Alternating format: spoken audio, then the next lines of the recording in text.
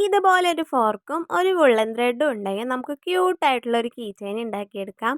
അപ്പോൾ ആദ്യം തന്നെ ഇതുപോലൊരു പീസ് ത്രെഡ് നമുക്ക് ഇതുപോലെ ഫോർക്കിൻ്റെ ഉള്ളിലേക്കായി വെച്ച് കൊടുക്കാം.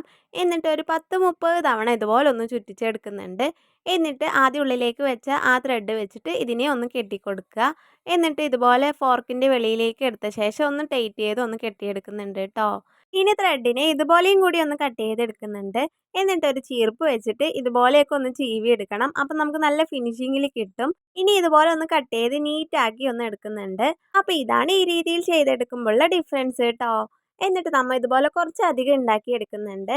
എന്നിട്ട് ഈ രീതിയിലൊന്ന് അറേഞ്ച് ചെയ്ത് വെച്ച ശേഷം നമുക്ക് ഫെവി ബോണ്ടോ ഇല്ലെങ്കിൽ ഗ്ലൂ ഗണ്ണൊക്കെ വെച്ചിട്ട് ഒന്ന് സ്റ്റിക്ക് ചെയ്തെടുക്കാം.